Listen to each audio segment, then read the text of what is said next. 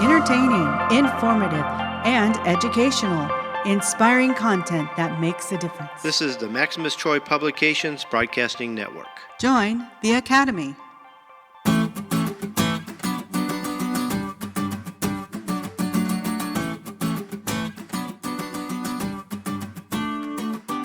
The Breeders' Academy proudly presents Bred to Perfection with Kenny Troiano, a show for serious breeders.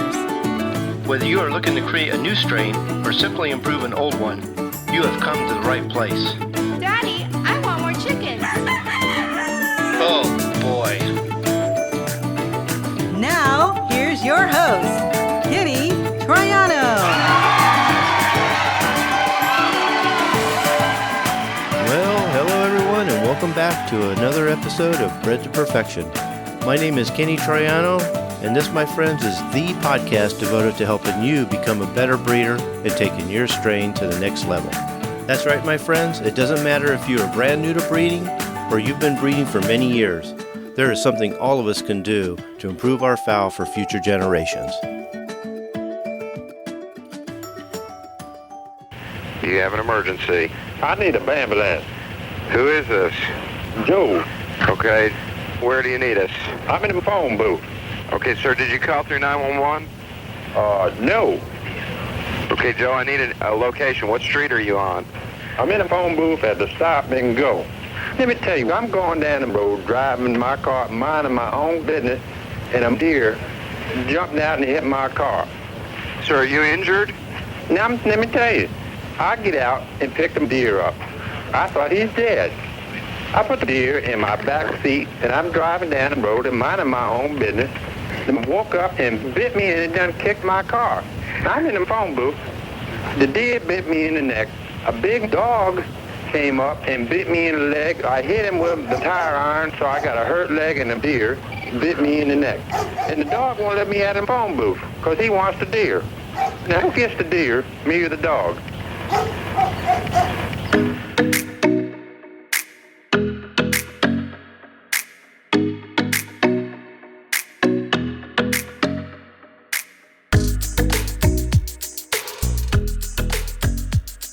Well, I'm Kenny Troiano. I'm the founder of the Breeders' Academy, which is a website that teaches people how to breed. We have a breeding method called the Founders Program.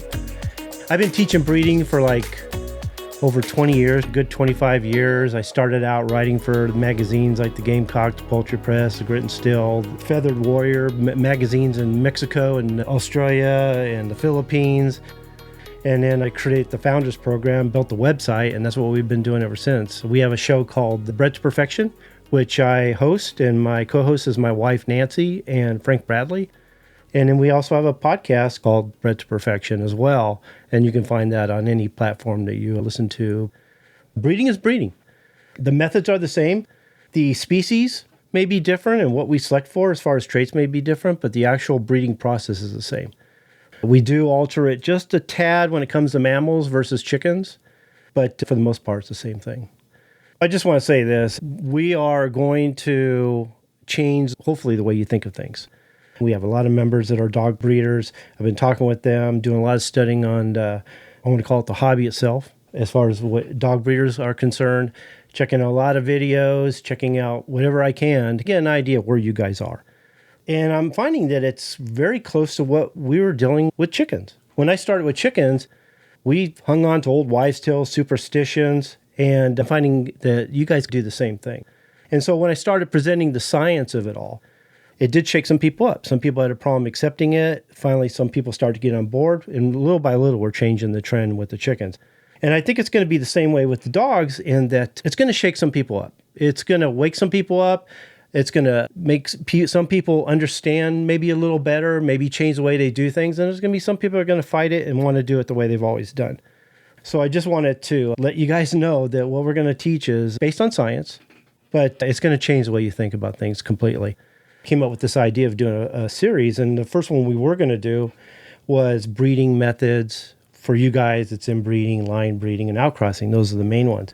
So I was determining what I was going to say to you guys and how I was going to teach it and how I was going to present it. But I started looking at the myths, the old wives' tales, the misconceptions, and then some of the necessary things that you guys need to know And I figured we better address those first before we go into the actual breeding programs and methods. Some of it's going to be obvious. Some of it's going to be new to you guys. As we know, we got about 400 different dog breeds. And I think it's important as a breeder, you really need to get to know the dogs that you're breeding. You need to understand the characteristics of the breed, the makeup of the breed, what to select for, what to cull for. So once you understand that, then you can move forward, because there's a lot of people just jumping into this. They like the dog, but they didn't really research it or check out the history or the makeup of the breed. And they think just by putting two dogs together, they're going to get what they're looking for. And they're going to find that the genetics are usually working against them. So the better they get to understand the breed, what makes up the breed, hopefully get a mentor that understands the breed as well, that can guide them along the way, they'd be in good shape. Understand that whenever you do a mating, and this is for those who are thinking about becoming a breeder, and I talk about my chicken people the same way. Whenever you're putting two animals together, the idea is to achieve a particular purpose. You never just want to put animals together to see what you get. You want to have an idea of what you're already going to get. So if you understand the animals you're breeding, you understand your animals, and you understand, hopefully, genetics, then the phenotype of the animal is going to tell you a lot about what you're going to get. So once you understand the genetics, you're looking at the phenotype of the animal, you're making sure you breed it to a mate that's sharing the same characteristics, the same breed. 99% of the time, you're going to already know what you're going to get. That's the phenotype side. Okay, the genotype is going to be what's hidden underneath, which is going to be those hidden recessives, those hidden detrimental genes, deleterious genes. They're going to pop up now and then. And it's up to you to determine whether you're going to breed to them or cull them out. And whenever you breed animals, think about what's the form, what's the function, what's the beauty, and the purpose of the animal. And you're always trying to improve those. And if your goal isn't to improve them, then you shouldn't be putting those animals together. If you're talking about two dogs that are having contrasting characteristics, or characteristics are quite different from each other, you're going to see a lot of variation within your offspring, and your results are going to be way off. Whenever I'm breeding, I'm looking to achieve the complete package. Now, a lot of people go, well, it's hard to achieve the complete package. That's a real tall task to expect. Yeah. Whenever you put two animals together, especially when they're not related, you're going to get variation. You're going to see a lot of differences between the offspring. So that means that the dogs, in your case, that you're going to move forward with are going to be fewer. Well, that's a good thing. That's what you want. Because when you look at a litter, it's your job to look for the standouts. It's the standouts that you're going to move forward with. Now, any defects or any serious issues, anything genetic that seems to be an issue like a defect, obviously you're going to cull those. Select the standouts that you're going to move forward with, and then you can sell the rest. It's the complete package that I do look for, so they do have to have the right type conformation. Colors usually last, but still important. So I am looking for the complete. I want all the traits to be what they should be. But that's the main thing, is I'm not expecting all the puppies in the litter to be perfect. That happens later. Once you build the foundation, you're going to see more uniformity, more consistency. When you're just starting, and you're starting with a female dog and a male dog, they're not related, you're going to see variation. You're probably going to see some defects that you didn't know were there. That's just beginning. That's not a time to get discouraged, a time to get frustrated. It's just knowing that, hey, did you get a couple dogs that you can move forward with? A male and a female that have what it takes, and that's all you need to move forward with. That's good. You did good. Another thing I want to talk about is experience is important, but knowledge of breeding is required. I don't think you can get into breeding if you don't really understand the breeding process. If you don't understand the genetics. If you don't understand, when you're looking at the phenotype of the dog, what you're actually looking at. Not everyone should breed dogs, and not every dog should be bred. Because there's a lot of people that think that every puppy that is produced should be breedable. It's not that way. Not in the beginning, especially. The idea is to get a standout that you can move forward with. Like I said, cull the defective ones, the ones with problems, and then sell the rest as pets if you have to. Because they may be good enough for other people to get started with, but you need to set your standards really high. So you need time with the animals. You need knowledge of breeding. Now, I'm going to name off a few things, which it's going to shake some people up, but we teach this all in the Breeders' Academy. It's not as big as you think it is, but just having an understanding in these areas helps out a lot. So understand the breeding process, understanding genetics, because if you don't understand genetics, you're not going to understand what to select. There's certain mechanisms of evolution. And evolutionary biology will really help you understand the breeding process and how it works. It'll help you decide what animals to breed, what direction to go, how to do it. It really woke me up. When I started to understand evolution, evolutionary biology, and the mechanisms of evolution, it really changed everything for me, okay? And then just the process of selective breeding and understanding what dogs to select and what dogs to cull. So having practical experience goes a long way, but having the knowledge of breeding is even more important to me, because it'll take time to get to know the animals, take time to understand how to care and raise the animals, but having the knowledge to do that and the breeding is a bigger deal to me, because it's going to cost you a lot of money, time, effort to do it wrong. You want to try to get off on the right foot as soon as possible. Husbandry practices, kennel management, what you should know. I think this is where a lot of people are unprepared to be a breeder because they're not properly set up. We deal with the same thing with chickens. We get the animals, we set up a couple of makeshift pens, and we think that's good enough to get started. Well, getting properly set up is a big deal because you never have enough pens. Let's put it that way.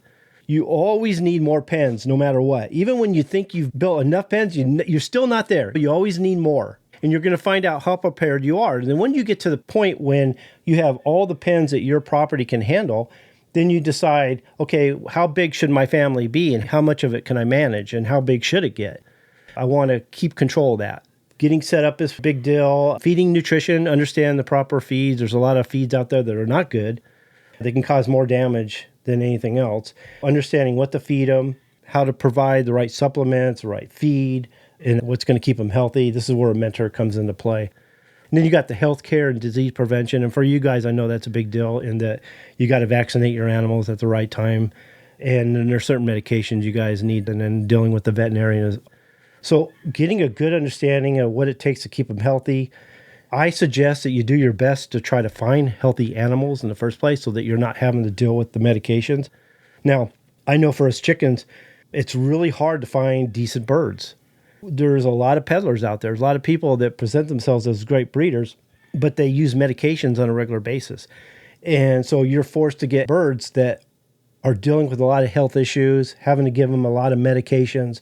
So you may have to do that to get them to a state of health through selection, but you may have to give them the medications at first until you can get them to that point, and then you can back off on the medications. Now, your guys' deal may be a little bit different. I do believe that if you selectively breed, you create a really good family, you do things properly, I think you won't have to use as much medications. Now, I'm sure the vaccinations are a big deal for you guys because you're taking your animals off your property, you're putting them with other animals, so that's a big deal.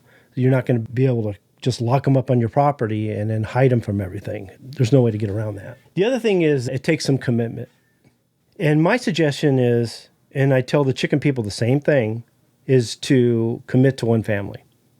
You'll run out of space really quick when you try to raise 2 or more breeds because you're still talking about the cost of raising them, the time that you have to put into it, all the effort to breed them and raise them and keep them healthy.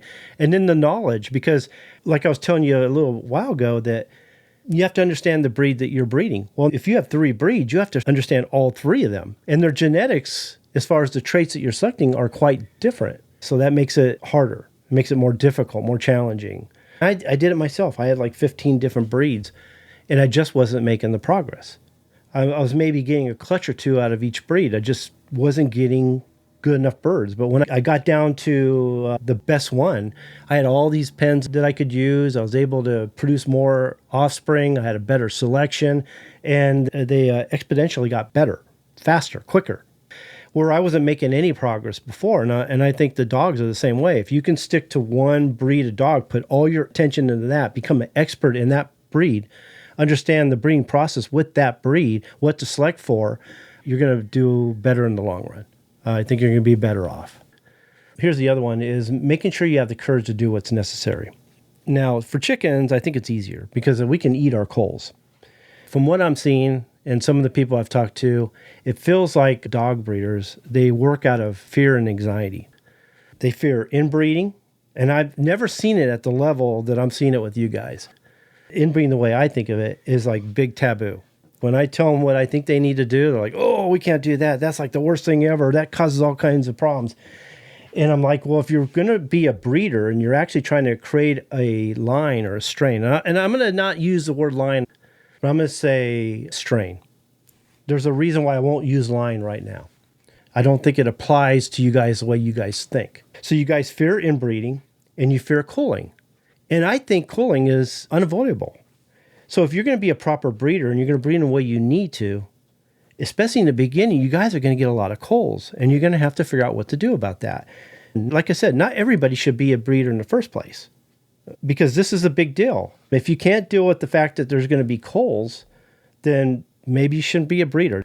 Another thing they fear is the genetics and the science. And I don't think you can be a breeder without understanding those really well. We see this in the chicken world. They put two chickens together and let's see what we get. The experimental game. 9 times out of 10, maybe even 99 out of 100, they don't get what they think they're going to get because the genetics are working against them.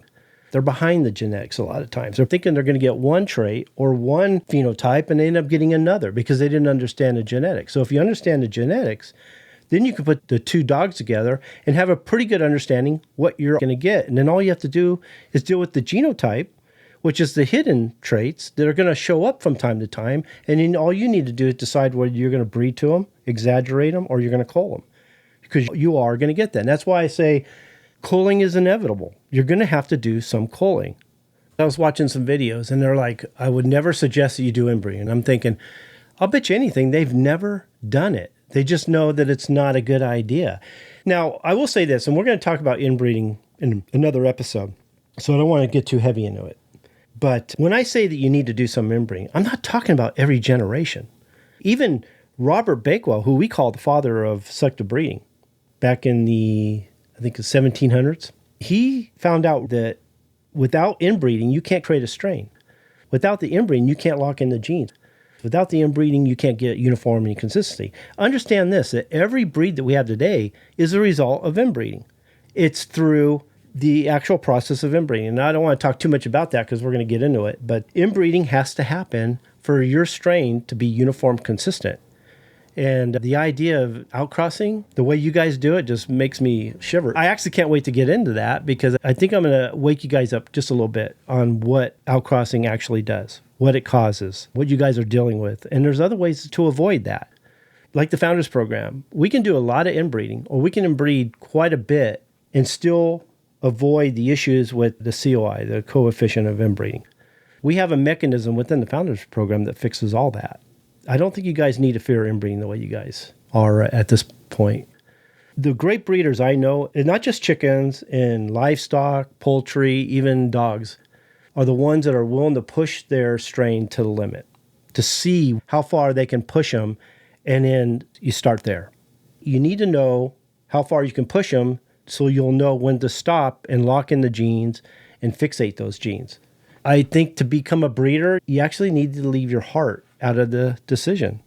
It's a hard thing to do for most people. I understand why they're afraid of inbreeding.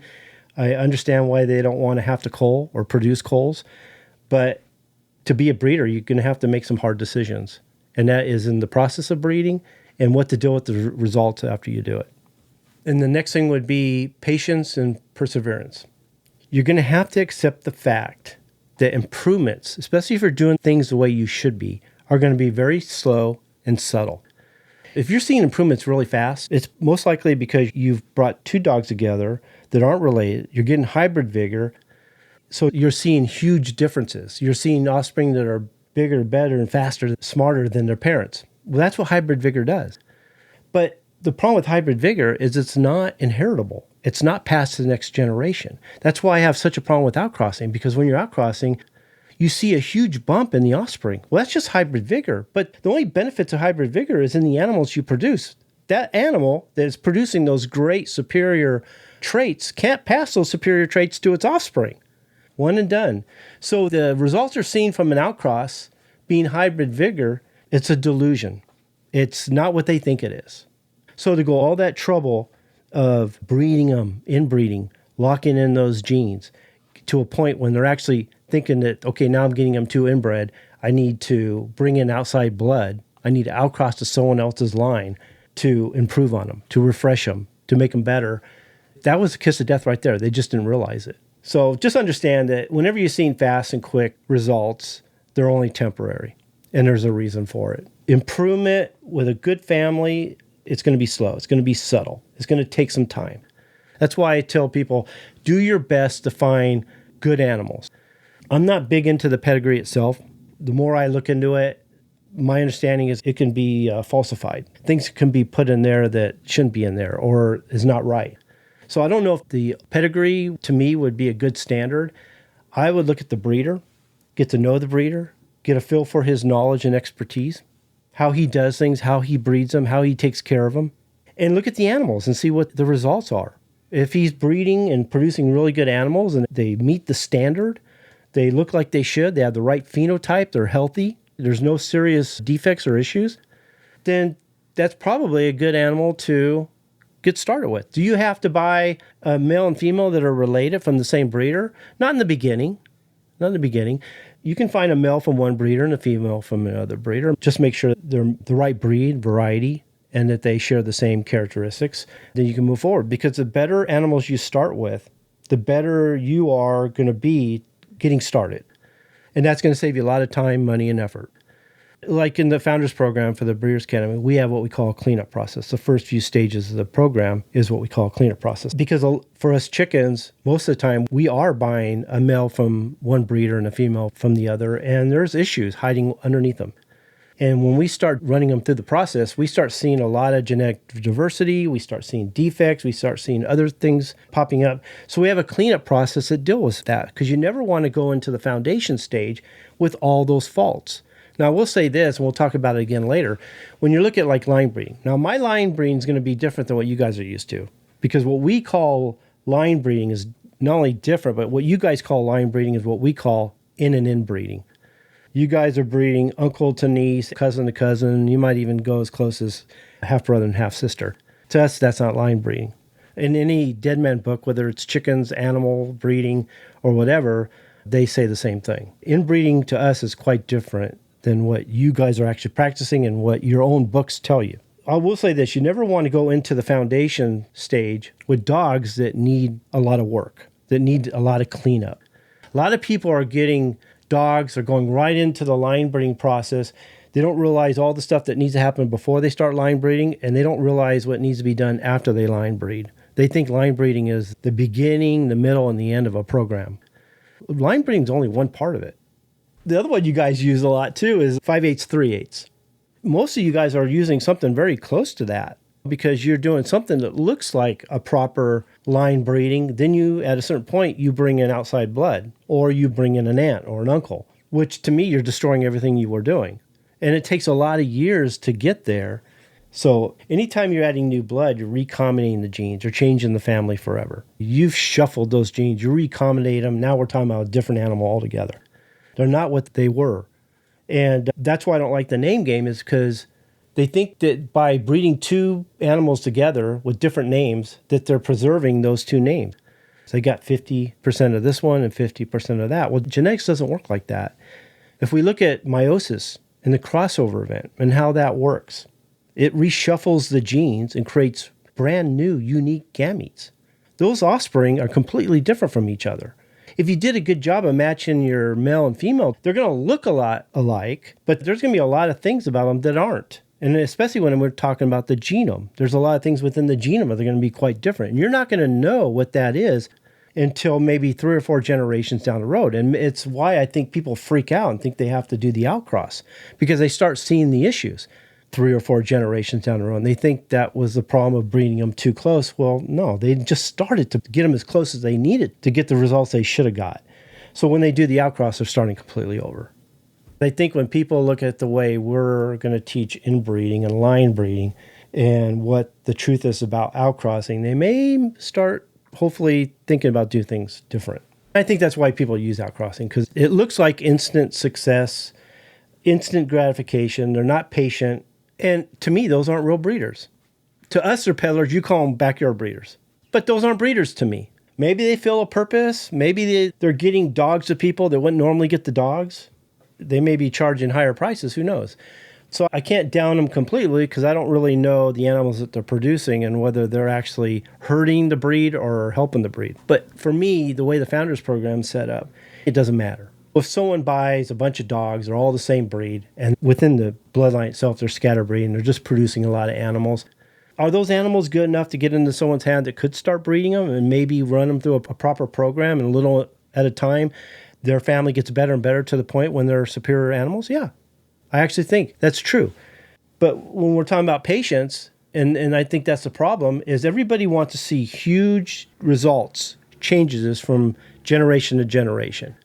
And you might see that in the beginning. Like I said, if you're buying a dog from one breeder and another dog from another breed and you're breeding them together, you are going to see those changes. They're going to be huge and they're going to be substantial.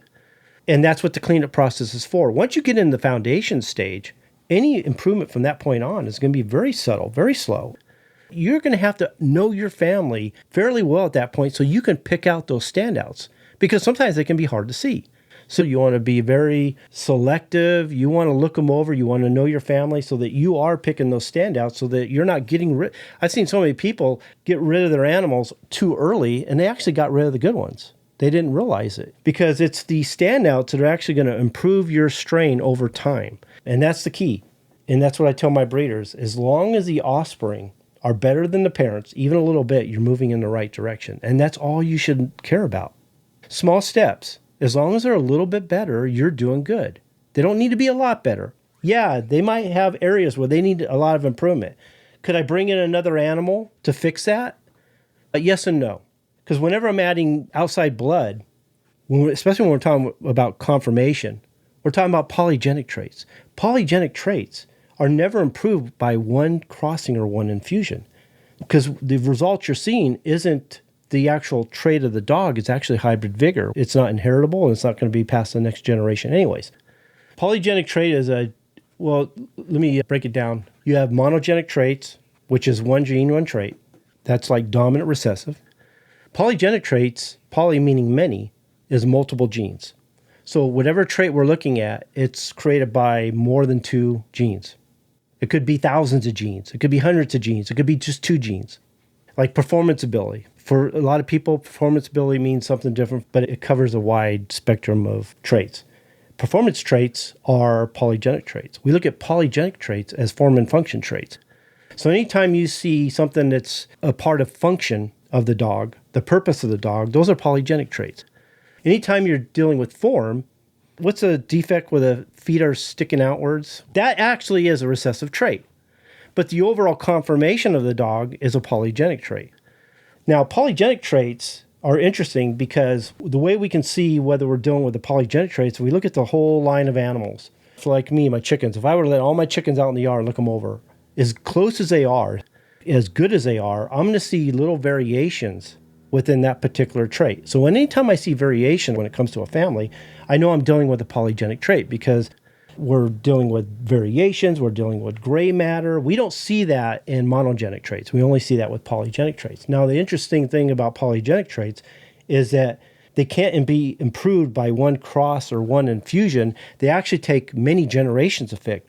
And it's by selecting to the highest intensity for that trait over many generations that we are able to fix them. So if I'm having an issue, let's say conformation of body, and I know my dogs need to be improved in that area, I have a choice. I can either select the dogs that show that trait the best.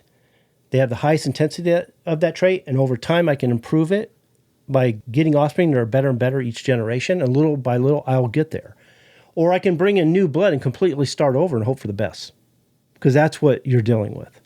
Polygenic traits, it's all about intensities because of the variation that it produces across the board throughout your family. Polygenic traits are interesting in that it does take many generations to improve, but bred to the wrong animal, you can lose it overnight. Performance ability being a big part of that. Now, they aren't always what I expect them to be, and all I can do is to select the individuals that stand out that have the best in that particular area. So all I'm doing is selecting to the highest intensity, and over time I will get there. Here's another thing too. Polygenic traits is also what we call quantitative inheritance. Again, because it's measurable. And anything we can measure, we can fix over time. Polygenic traits are more complicated. All it takes is one gene for them to lose it. But as long as they have all the genes they need, and it's the intensity we worry about, then we can improve it over time. Monogenic traits like dominant recessive, all we can do is either breed to it or cull it. We don't really have a choice. They either have it or they don't. But polygenic traits, although they are complicated, they're cool too. Because when I'm dealing with a trait that's polygenic, I know that I can improve it over time. That's a good thing. It's just not going to be fixed overnight. It's just not. We'll be right back after a word from our sponsor. This show was brought to you by the Breeders Academy, where we will help you to increase your knowledge of breeding, advance your skills as a breeder, and help you to improve the quality and performance of your fowl. As a member, we'll provide you with the roadmap that you will need to create a true family or strain. I urge you to check it out. You've got nothing to lose, and you can cancel at any time. You also have a 30-day money-back guarantee. Simply go to www.breedersacademy.com to sign up. The Breeders Academy will not only change the way you think about breeding, but improve the way you breed your fowl. I hope to see you there. So let's get started.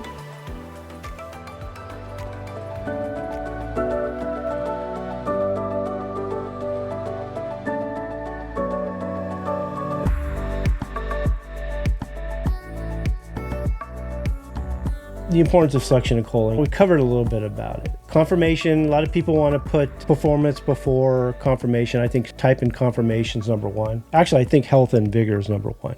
Because if you don't have healthy, vigorous animals, you're not going to move forward. But type and conformation is number one. A lot of people say form follows function. Well, I actually think form and function equals purpose. But you need to select for both. They have to have good form, good function. Again, I like the complete package. This means that I'm going to have fewer animals to breed to, but to me, that's a good thing. Okay, it's about selecting the standouts that I'm going to move forward with. Just understand that when we're looking at selection and culling, I think of culling of function that maintains the strain where selection improves the strain. Okay, so we cull first and then we do our selection. Performance ability, I'm trying to think of dogs.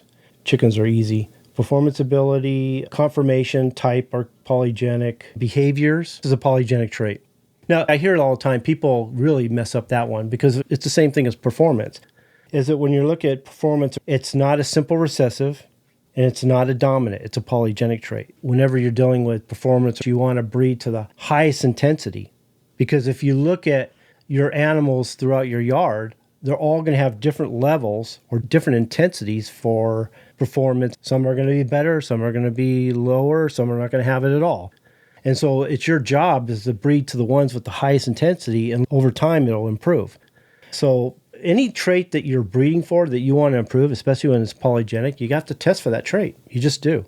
Because if you don't know what you're dealing with and you're breeding, you're speculating, you can lose it. That's when you can lose it the most, is when you're not careful about the animals you are breeding. Because you might have the highest intensity in one animal. You breed it to another one that either is not as high, lowers the intensity within the offspring, or that other animal that you're breeding to, it's the lowest intensity that you have throughout your yard, and you'll completely lose that trait.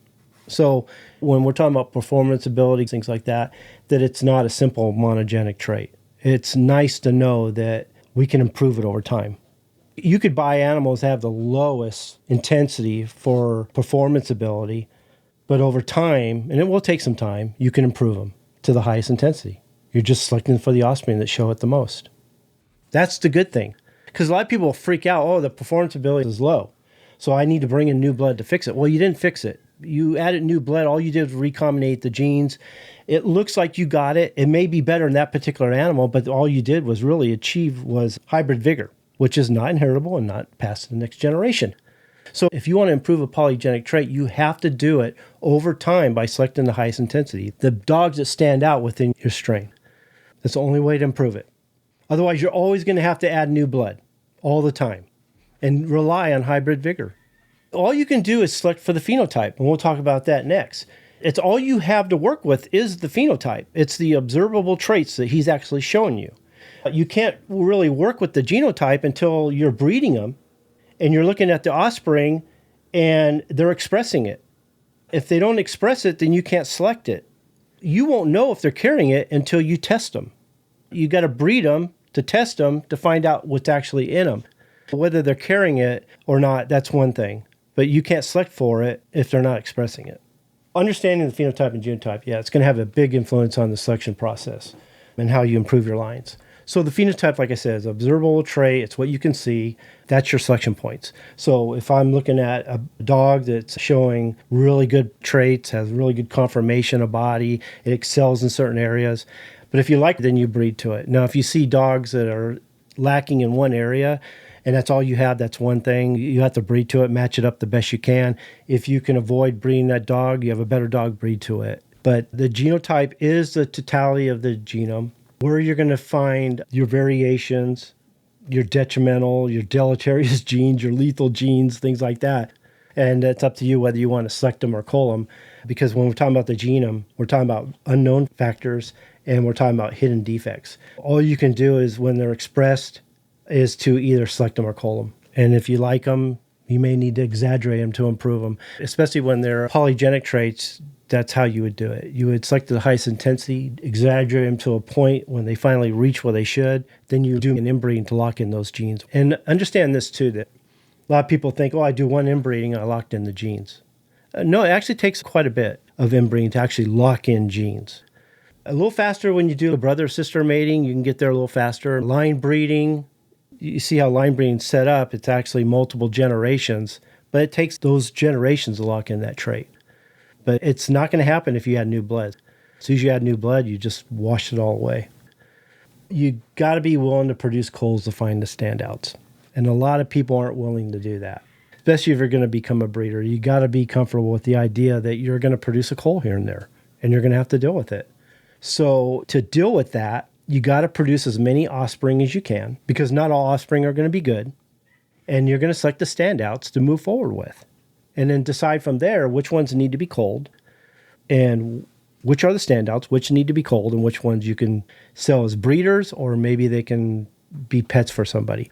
And understand that all this variation, all these detrimental genes is all in the beginning of the program. Once you get into the foundation, your offspring will be a lot more uniform and a lot more consistent. You're not going to be dealing with a lot of defects and a lot of culls.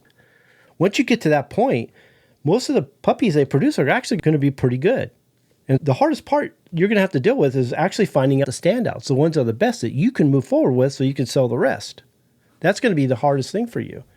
So if you're worried about health problems and you're worried about doing the inbreeding and you're worried about producing health problems, detrimental defects, deleterious genes, lethal genes, whatever, if you're that worried about it, then test them. There's a lot of companies that do the tests and give you a good idea what's in them.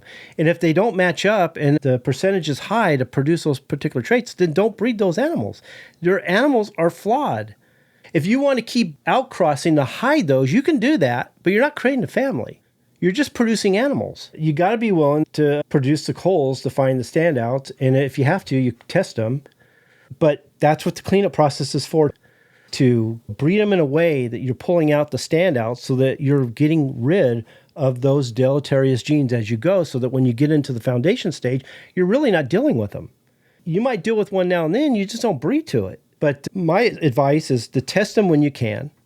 If you're worried about defects and you're afraid to cull, don't inbreed, but you're not going to create a strain. If you're not willing to cull hard, don't line breed, especially the way I'm going to teach you how to line breed. But if you're not going to line breed, you're actually not creating a strain. You're not creating uniformity and consistency over time. You got to be willing to do true inbreeding and true line breeding, or don't breed at all. Because you're either a breeder or you're not a breeder. You're either creating a family or you're just producing animals. And this is with all animals. Here's the thing that's funny too. You can create a family. You can inbreed it to a point when they're very pure and uniform. And then you deal with the culls that you need to deal with as you go. And little by little, they'll get better. Here's the funny thing is every time you outcross, you are introducing the detrimental recessives, the deleterious genes, the lethals, and undesirable traits. So I think outcrossing is more dangerous than the inbreeding, because every time you outcross, you're running a risk. You're taking a chance because you don't know. They might have the same phenotype, but you have no idea what's hiding in the genotype. So every time you do an outcross, you're introducing all new genes, and you won't know what's in them for generations down the road. Maybe in the third or fourth generation, you won't know what's actually in there from that outcross until then. But like I said, if you're just going to keep outcrossing, you're going to keep introducing those genes, but you're not creating a family. You're just producing dogs. So I think actually outcrossing is more dangerous than the process of inbreeding and line breeding, a true inbreeding and line breeding, where you're creating the family. And like I said, in the Founders Program, everybody's worried about the COI, the coefficient of inbreeding, getting them too closely, too tight. Well, we have a process in the Founders Program that actually fixes all that. Inbreeding depression, everybody's afraid of it, but it's the opposite side of hybrid vigor. It's just a lack of vigor. That's all. And it's not inheritable, and it's not passed to the next generation. So if you produce offspring that are showing inbreeding depression, and I would say that you could actually do a lot of inbreeding before you see inbreeding depression. It's not that easy to get to. You'd have to do a lot of inbreeding to get there. Inbreeding depression is just a lack of vigor. So if you see an offspring with inbreeding depression, you just get rid of those offspring, go back one generation, you're good. You don't need to worry about inbreeding depression. A lot of the traits that they want to associate with inbreeding depression isn't inbreeding depression at all. It's just poor selection most of the time. Size, conformation, performance ability, those are all poor selection. Inbreeding depression does not affect those things. It just affects the overall health and vigor of the animal. But once you reach that point, that's why I say you got to be willing sometimes to push your animals to the limit with the breeding, to find out where their limit is. And once you get there, then you get rid of those offspring and you go back one generation and you're good. And it's time to lock in those genes. All you're doing is just disrupting the family. You're disrupting the gene pool. You're changing it. You're shuffling the genes, recombinating the genes, creating a whole new animal. All that work you put into them to get them more uniform, more consistent to make a family is all washed away with one outcross. I hear you guys talk about bloodlines. But if you look at the pedigree, they're doing one of two things. They're either outcrossing to other people's animals every so many years, or they're bringing an animal that started the line and they're bringing it back into the pedigree 3 or 4 generations down. So all that old blood that they started with, that they were weeding out and culling through and improving on, they just reintroduced it into the family by bringing that one dog that they felt was superior back into the pedigree to freshen it up or to get more of them. There's another way to do it than that, because all they did was reintroduce genes that they were weeding out along the way. Or they're bringing in animals from the outside and completely changing the family forever. I think outcrossing is more dangerous than people think. It's hard not to talk about it because it's such a big part of the way you guys breed. And they do it with chickens too. And it was a bigger problem before I started teaching.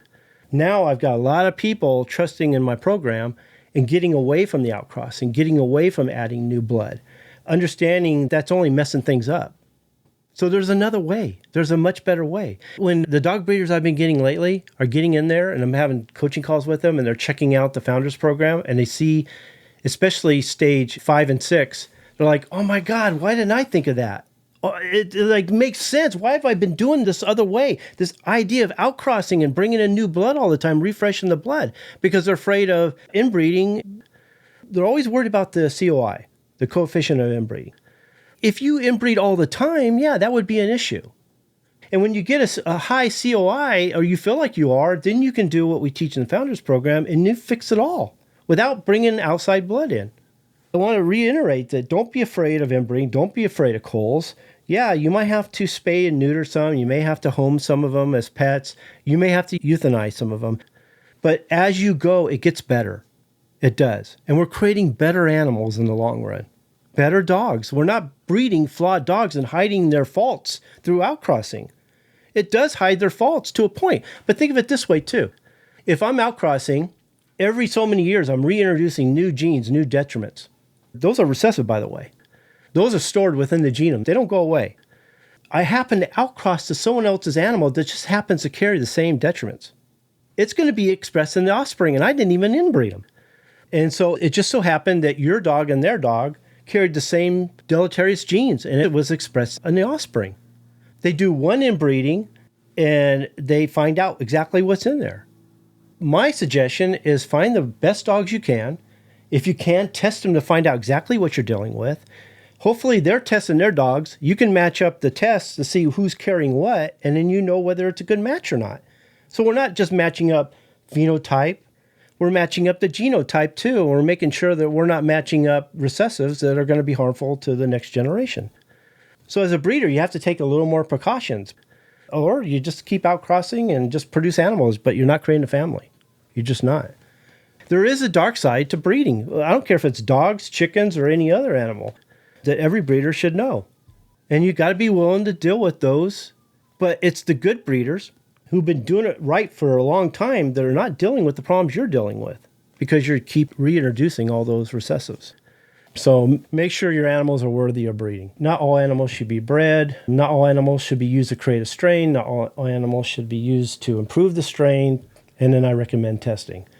And you're only going to know that by working with your animals for a certain length of time, getting to know the animals, getting to know who to match up, what to look for, that kind of thing. Then you'll know. And then look at the offspring. And like I said, if the offspring are better than the parents, then you know you can move forward with them and use them to improve the strain. But if you're looking at offspring that are not as good as the parents, then don't breed to them. When it comes to breeding, you always want to move forward, never backward. Two things. You never want to breed the offspring that are worse than the parents. You never want to bring in a dog that started the line, let's say, generations before, and then you reintroduce in the pedigree, was it 3 or 4 generations down, bring them back in, because now you just went backwards. Aren't you supposed to make them better each generation? So why would I introduce an animal from generations before back in and start all over again? If I think that dog is that special, then I'm going to line breed him the way I'm going to teach you to line breed him because I want to clone him. When I look at inbreeding, now inbreeding to a lot of people can mean a lot of things. It can mean breeding mother to son, father to daughter, aunt to nephew, uncle to niece, cousin to cousin. Anytime you're breeding within the family, that can be considered inbreeding. But the closest form of inbreeding, the one that you want to think about the most, achieves the most, is the brother and sister mating. Do you want to do brother and sister mating over and over again? No. But it's a great tool for fixating and locking in genes and moving the strain forward. Okay? Yes, you're going to produce some puppies that are not good. You're going to produce some mediocres, but you're going to get some that are actually really good, and those are the ones you want to move forward. So that's inbreeding. Then we have in and inbreeding, which is uncle to niece, cousin to cousin. Now, I don't want to go in depth, but I'm going to show you why that's not good in another episode. Why you're not achieving what you think you're achieving. You're not going to get the uniformity that you think you're going to get.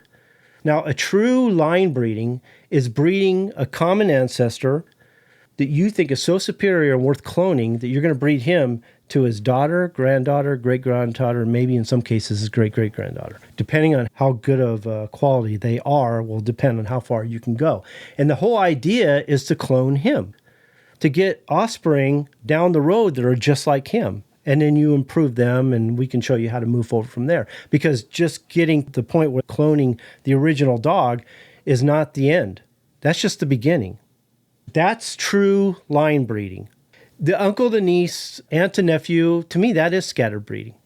Because you're not breeding as close as you need to get the uniformity and consistency that you need. Now, in and inbreeding can be used for maintaining a line, but not for creating or improving a line.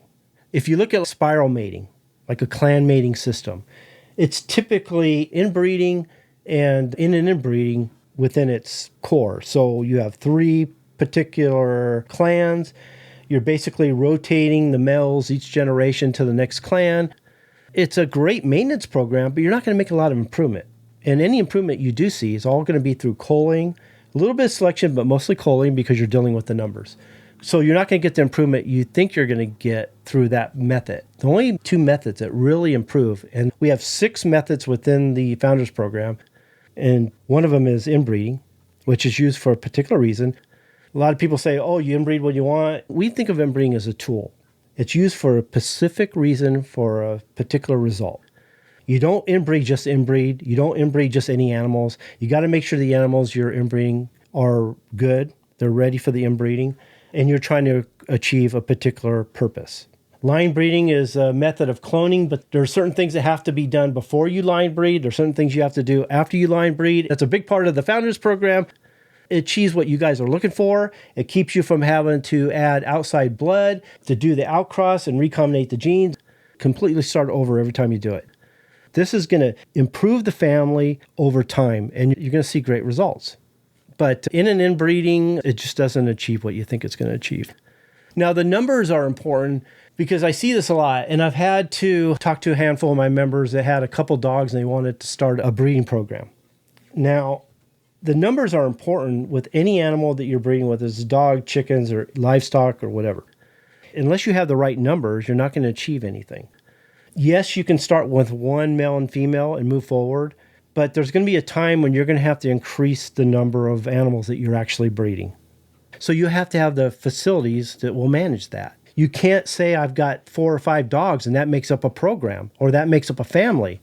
It doesn't work like that. If you look at the Founders Program, you're going to realize it's going to take a number of dogs. Now, how many dogs? The only thing I can say is it's going to determine where in the program you are, which will determine how many dogs that you need to actually fulfill it. That's why I say try to specialize or commit to one breed. Because if you look at the way the Founders Program is set up, which I think is the best program out there, it's nearly impossible unless you're rich and have a huge facility to manage more than one breed, to do it properly.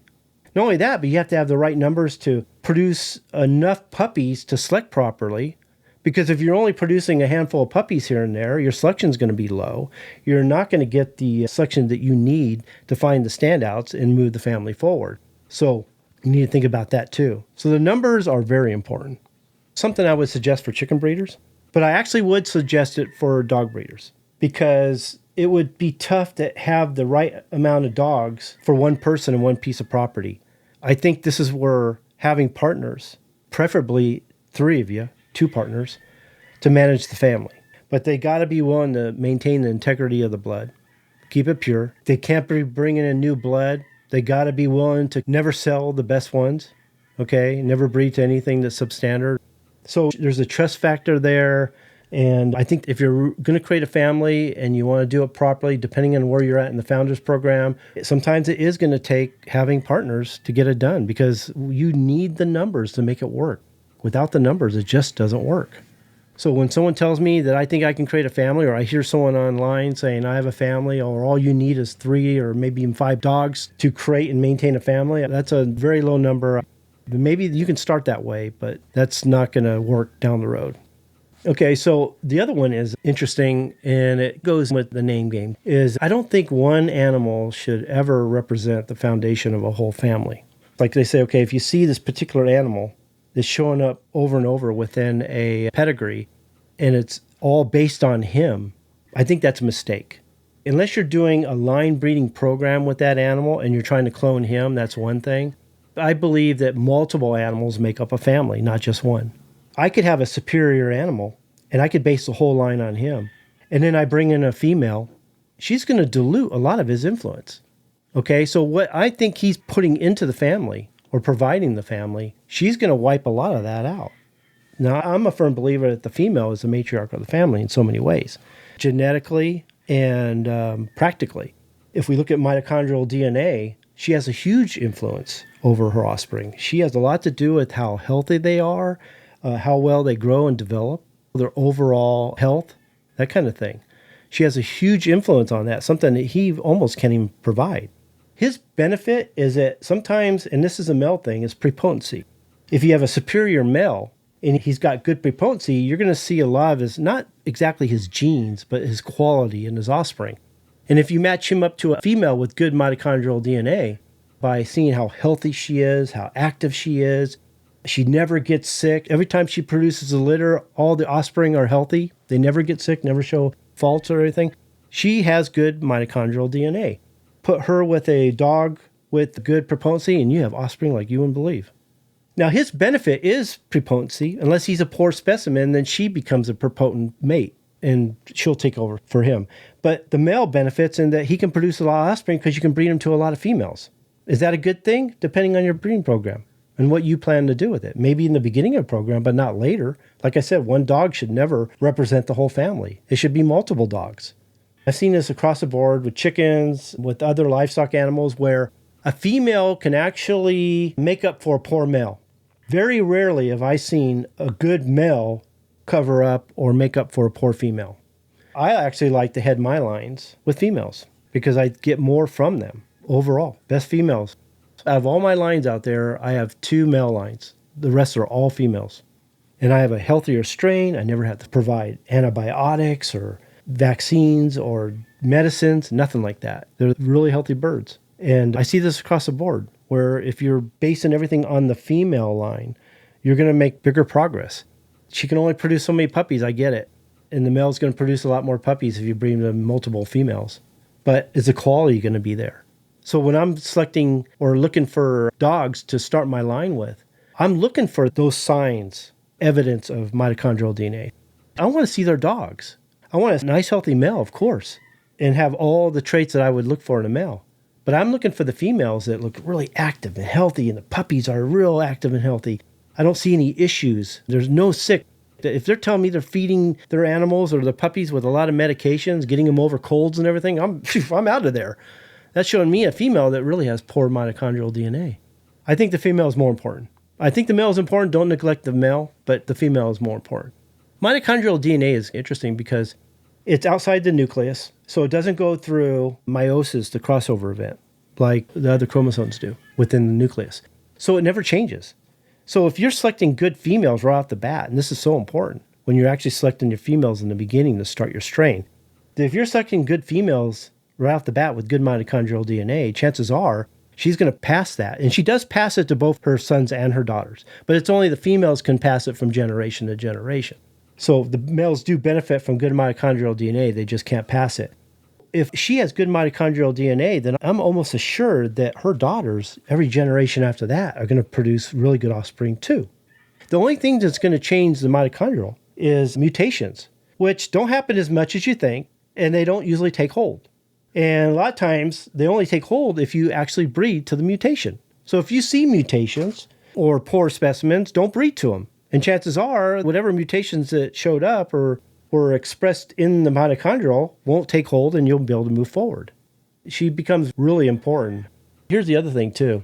Why one male shouldn't represent the whole family is what we were talking about before, which would be the fact that a lot of the traits that we are looking for in our dogs, a lot of people think it's dominant recessive.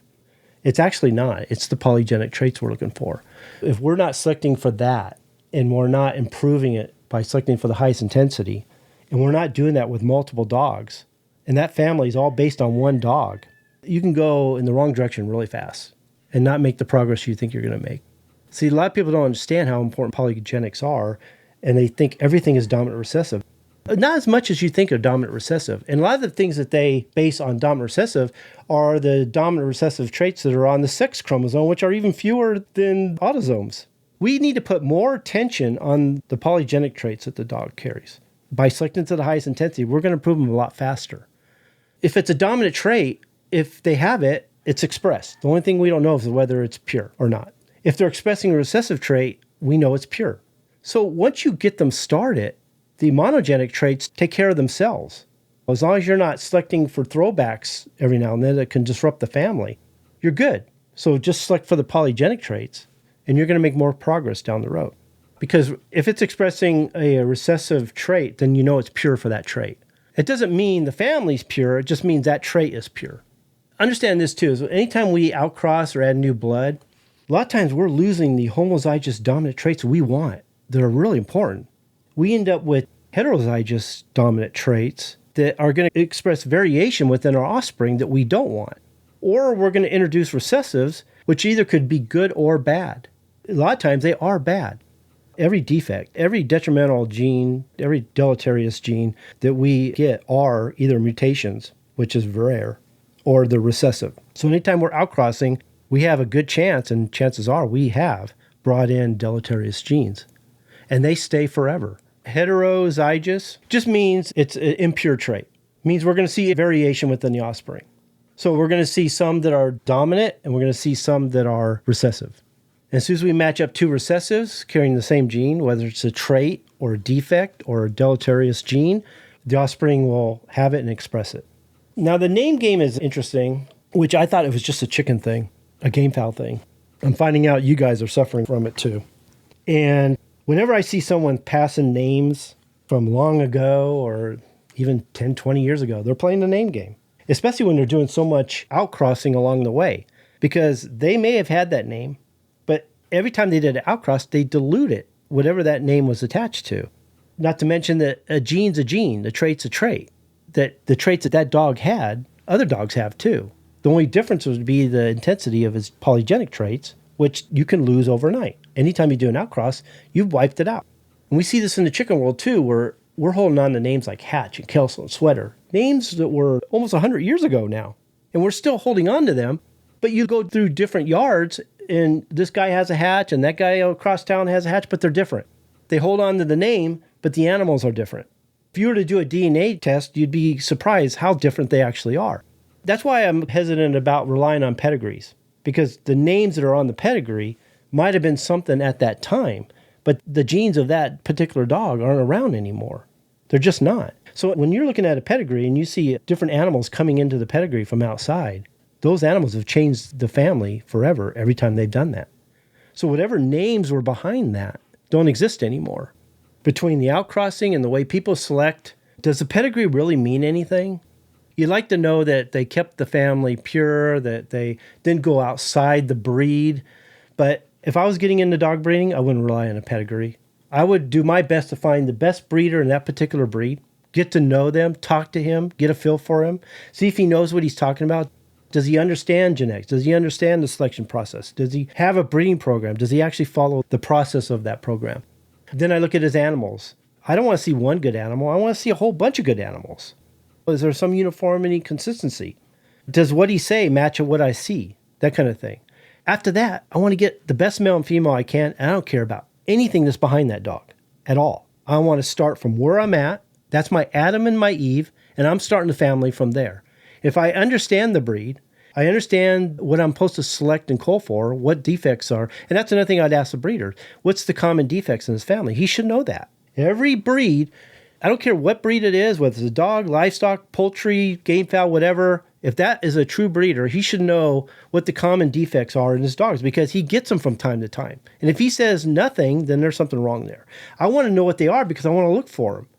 So once I understand the dog, I understand the breeding process, I understand the traits that they're expressing and the genetic factors of those traits, then I can select properly and I can move them forward. And then I just know that I'm going to get good dogs and bad dogs in the beginning.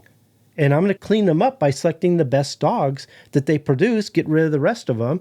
And little by little, they're going to get better. As long as I'm selecting offspring that are better than the parents, I'm going to get there. I'm not going to be afraid to inbreed when I need to inbreed. I'm not going to be afraid to line breed when I need to line breed.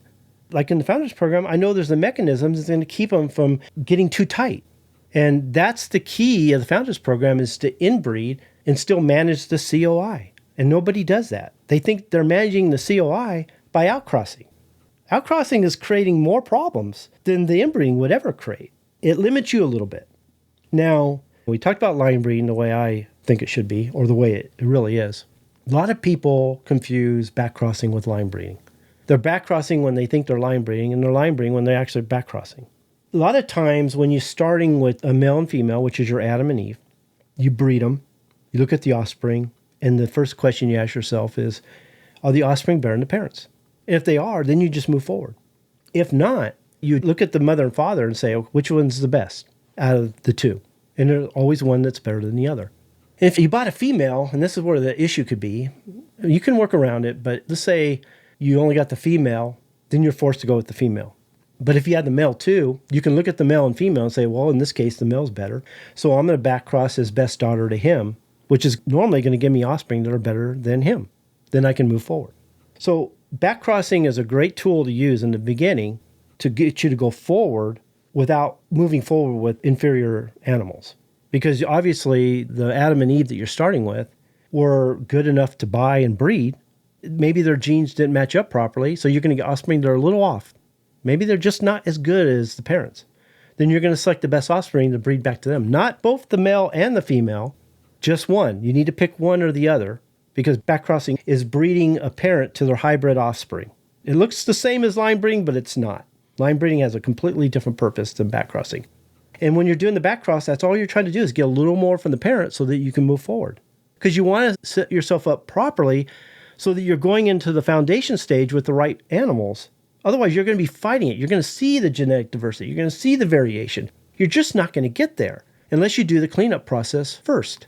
And depending on the quality of the Adam and Eve will depend on how much cleanup you need to do. And that's why if you start with a really good male and female from a really good breeder, you save yourself a lot of time, money, and effort. You'll go through the cleanup process a lot quicker than you normally would. That's really key. Now, when you're buying a male and female from a different breeder, even though they're the same breed and variety, Are their genes going to match up? Well, they could or they couldn't, because maybe some outcrossing went on in those two families. And when you bring them together, who knows what's going to express in the offspring? And that's something you're going to have to deal with. You'll probably do some culling. And you're going to have to determine from those offspring which were the standouts so you can move forward. That's the only problem with breeding animals from two different breeders. You're going to see variation in the offspring. You just are. If you start with animals that aren't quite up to par or have some issues, you can get there still. I've seen in every breed of animal, chickens, livestock, I've seen them start with some pretty awful, I did too, start with some pretty awful individuals. And through patience and perseverance and following the program, you can get there. You actually can. Because even though you're only dealing with the phenotype, you're only dealing with what the animal can show you, you just don't know what's in the genome ready to be expressed over time. Will it be expressed in the first mating? Maybe not. Maybe some of it will. But you take advantage of those as they're expressed as you go. And the other one was the truth about bloodlines, in that a lot of people say they have foundation lines, they have bloodlines. As soon as they told me they have to do an outcross every now and then, they don't have a bloodline. They just don't have a bloodline. Because every time they did the outcross, they destroyed the bloodline. It's no longer a family. That's my problem with calling whatever you have a foundation line or a bloodline. As soon as you do that outcross, you destroy the bloodline. Even if you've bred the family for 10 years and you decide you need to do an outcross, you just destroy the family. In the Founders Program, we'll show you how to avoid that. How you can keep the family pure without adding new blood over many years. A number of ways you can do that. Now, I have no problem with that. It's just that the hybrid animal is a superior animal, but it's not a breeding animal. It's not an animal that can be bred into your line and move it forward. So if you're crossing two animals to produce hybrid vigor for performance, production, or whatever it may be, that's fine. That's a superior animal for that particular purpose, but it's not a breeding animal.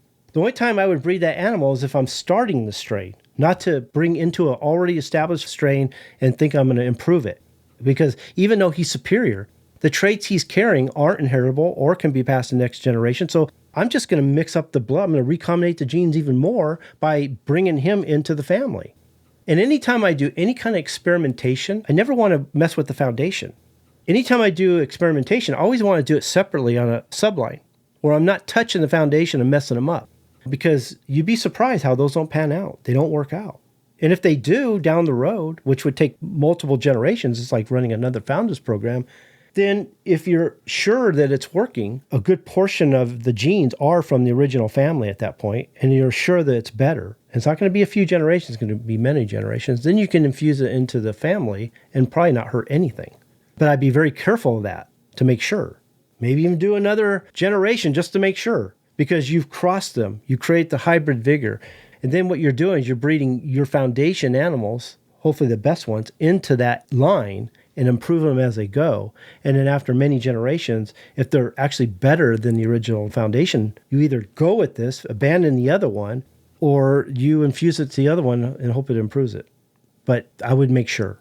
But a hybrid animal is not a breeding animal. And if you want to get in the game of producing hybrid animals, then you do what they call recumbent reciprocal selection. So you maintain two pure families, then you cross them, you produce your hybrids, but never breed those hybrids. We call that recumbent reciprocal selection. I look at everybody's breeding program online. They're so confusing and so complicated. It doesn't have to be that complicated. But you should be able to see that when you're matching up your animals and going down the line through the program, you should see where the improvements are going to be. You should see that when you bred that animal to another animal, that it's to achieve a particular purpose. And when I look at these other breeding programs, I don't see it. I just don't see how they're improving or even building the family or creating a family. What the Founders Program is, it's multiple methods used at the proper time for the proper length of time. And it takes your family from one step to the next, and each step improves it. You've got your cleanup process, you got your what we call the genesis stage, you got the transformation stage, and then you have the foundation stage. And then we have the maintenance program. And you can see the way it's set up that it takes you step by step into improvement. And it shows you what you should be looking for. Now, I will say this, we are getting a number of dog breeders, which is awesome. And I'm working on it right now. We're going to create a program just for dogs. So It's going to have the breeding methods explained. There's going to be 2 ways you could do the Founders Program. One, if you're dealing with dogs that have a lot of issues, that need a lot of cleanup, there's going to be that one. Or if you start with dogs that come from a good breeder, well-established family, and doesn't need a lot of cleanup, then there'll be another program for that. Let me explain hybrid vigor so you know what I'm talking about. Hybrid vigor is basically what we call heterosis. So when you breed 2 animals that are not related, that are good animals, we're not talking about sick, poor animals, okay? We're talking about good animals. They produce offspring. Let's say the parents, the original parents, which are not related, represent 100% of their potential, whatever that happens to be at the time. So I breed them together. I produce offspring that are actually bigger, better, faster, smarter, stronger. They have everything the parents have, but much superior. So they, a lot of times, can actually represent as much as 120 to 130% of the original parents' potential, which is outstanding. I breed those 2 animals either together or 2 other hybrids, and they don't go up. They don't go to 140, 150. They don't even maintain 120, 130. They won't maintain the 100 that their original parents were. They actually fall down to, let's say, 80% of the original parents' potential. That's why hybrid vigor is a delusion. It's not passed from generation to generation. It's a one-time deal. The hybrid animal is the product. It shouldn't go any further than that. Okay, that's why I cringe when you say you guys are outcrossing to bring in new blood because you're worried about the COI, you're worried about too much inbreeding. Because all you're doing is creating hybrid vigor, which anything to look forward to, really. I hear some people saying, I bred them this way so that I can maintain hybrid vigor. You don't maintain hybrid vigor. You create it, it's a one-time deal, and then it's done. So there's no way to maintain it. So when we're talking about pure lines, anytime you add 2 animals that are not related, you basically hybrid vigor, but you're hybridizing, you're doing hybridization. So let's say a couple years later, I do another outcross. I went from hybridization to mongrelization. I know you guys don't want to hear that, but every time you do another outcross, you're mongrelizing the blood. I'm not going to say bloodline, but you're mongrelizing the blood. They may have the right phenotype, and they may look like their breed, but they are genetically mutts. They are. They're genetically mutts. Okay, along with the name game is a percentage game. Now, anytime people are saying you got 50% of this or 50% of that or 3/4 of this or 1/4 of that or 1/8 or 7/8, genetics doesn't work that way. Some genes cancel out others. Some are either higher intensity or lower intensity, and that's why you can't attach a name to it because the names can't be carried to the next generation in a percentage. Like I said, genetics doesn't work that way. It's all about the presence or expression of genes. And one parent, depending on what traits they carry, which are homozygous dominant versus recessive, could determine which ones are expressed or which ones are hidden. Because you never know which dog has the dominant genes versus the recessive genes, which has a higher intensity of polygenic genes, and then you're dealing with the sex-linked genes. So we never know what the true percentages that are coming from the mother and father, and if you're going to attach a name to that, then it just doesn't work. So to me, anytime anybody's using percentages, 50-50, 3/4, whatever, they don't really understand how genetics works. We got to get away from the name game and the percentage game. Look for uniformity, consistency, purify the blood, look for improvement within the offspring that show that they're better than the parents and move forward. Keep from bringing in outside blood to refresh them or thinking we're improving them. There's other ways to keep the level of COI down without having to bring in outside blood. I think there's some breeders that actually practice what I'm teaching, but are afraid to tell people to inbreed or purify the line because they're afraid they can't do it. Because if it goes wrong, it comes back to them. And the way they protect themselves is to prefer that they outcross, because that hides all their mistakes. A good breeder will either do one of 2 things. He's a good breeder and has good animals, and he has faith in his animals, so he knows that they can handle the inbreeding. Or he knows there's a lot of faults and flaws in those animals, so he prefers the outcrossing so he can keep hiding those flaws and faults. Call it aggressive breeding, but to me it's breeding. You're either a breeder or you're not a breeder. You're either creating a strain or you're just producing animals. I told you there's an ugly side to breeding. And you're either willing to accept that or you're not, or you're just producing animals.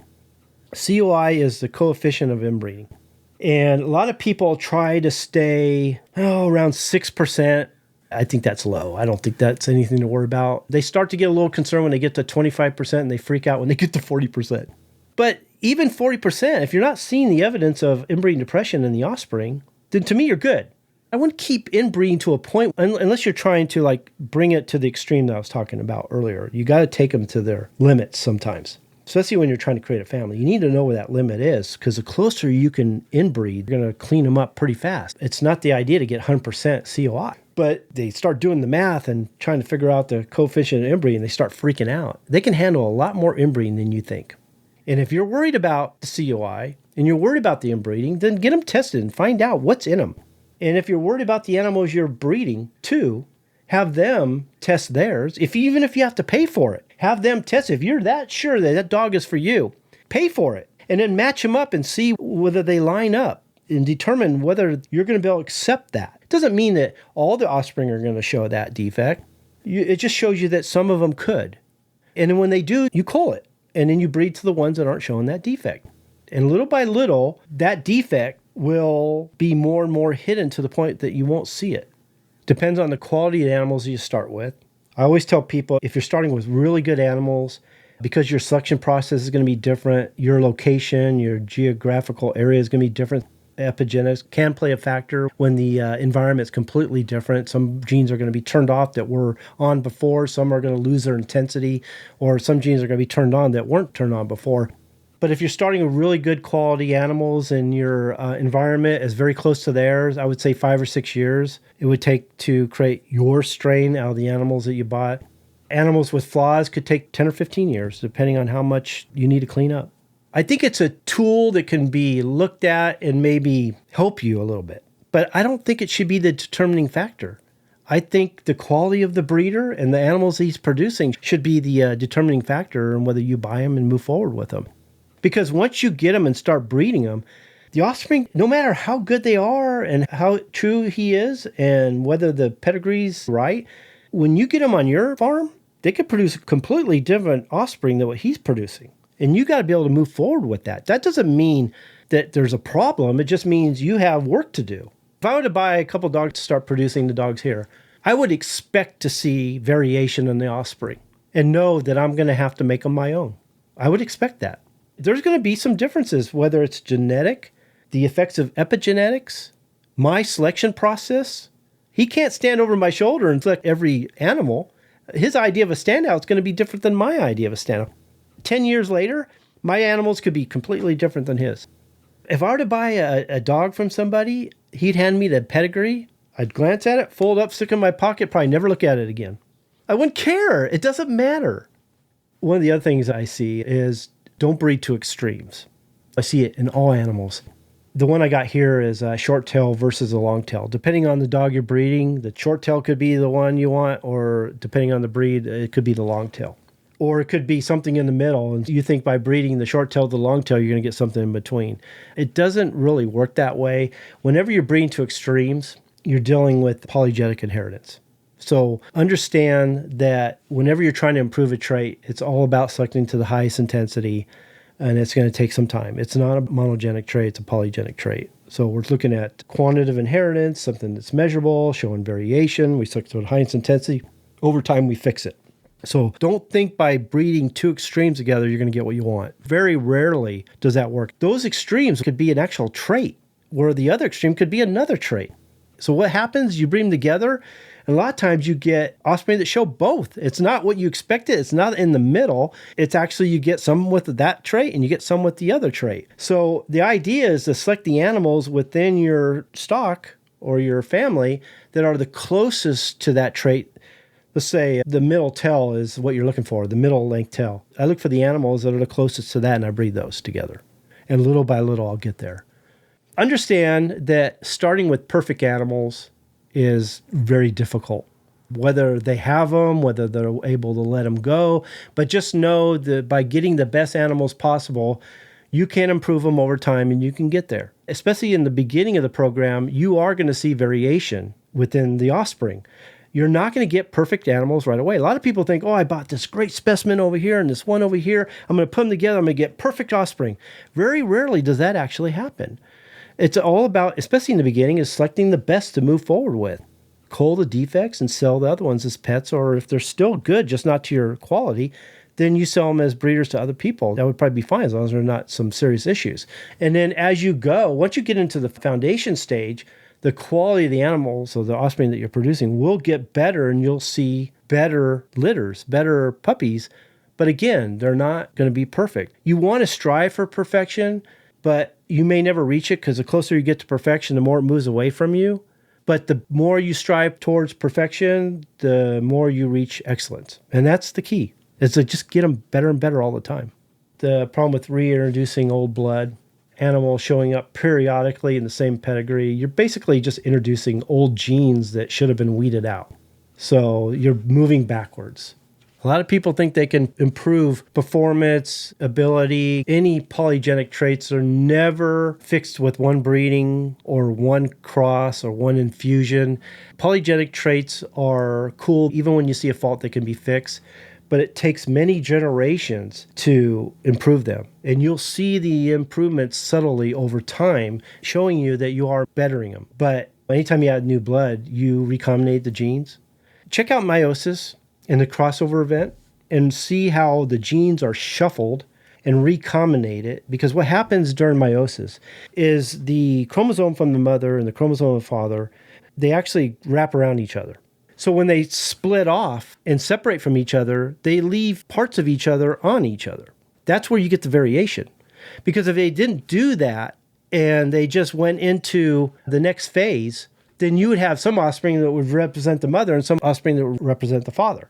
Well, what this does is they wrap around each other, leave parts of each other. That's how we get variation. That's why we see variation in the offspring. That's why my brothers and sisters look completely different than me, because of meiosis.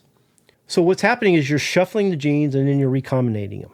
What it does is it creates brand new gametes, eggs and sperm, which creates variation in the offspring. Now, the closer the family genetically, the more they're going to look like each other. But if you were to do a DNA test, so if I look at dogs, they look identical. I look at a brother and a sister or two sisters, they could look identical, but if you were to do a DNA check, they would be a lot different than you think.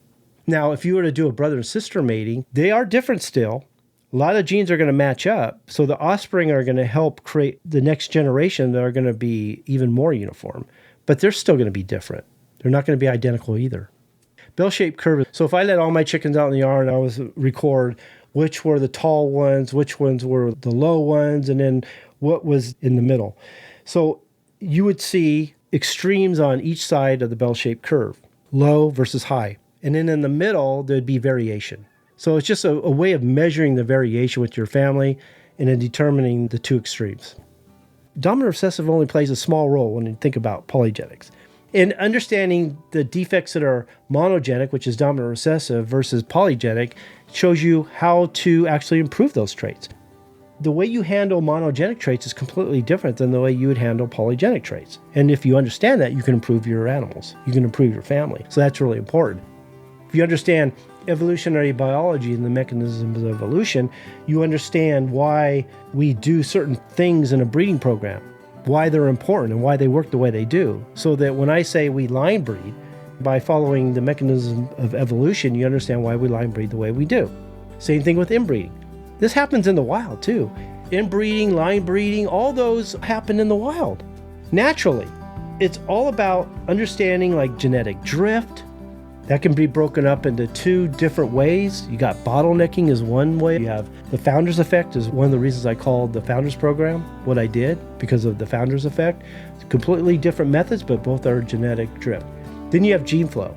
And the gene flow has a lot to do with why you should or shouldn't backcross, depending on where you're at in the breeding program. But understanding that when you stop the flow of genes, that's when you actually create a family.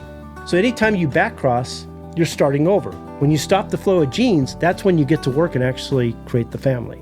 Anytime you introduce new blood, you reintroduce the flow of genes and you no longer have the family. This happens in the wild too. That's how new species are created. That's just the simple sides of the mechanisms of evolution. I'm not going to tell you how to breed a particular type that I don't breed, but I'm going to show you the breeding process. I'm going to show you the breeding program. The genetic factors of that breed and what you select is going to be different depending on the breed. That's something you're going to have to learn on your own. Now, I'm going to give you the genetics of those traits, but you're going to have to learn the specifics of that particular breed. Same thing with dogs. We're going to put together a program that shows you all the defects, a lot of the genetic factors like coat color, things like that. But you're going to have to get to know your breed and look up what to select for.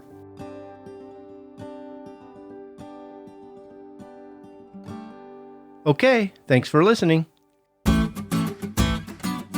Yes, thank you again for joining us on the Bred to Perfection podcast show. This show was brought to you by the Breeders Academy, where by becoming a member, you can increase your knowledge of breeding, advance your skills as a breeder, and take you and your fowl to the next level. We can also show you how to create a strain from hybrid crosses or mongrel flocks, and help you to create, maintain, and improve your present strains. We urge you to check it out. You have nothing to lose, and you can cancel anytime.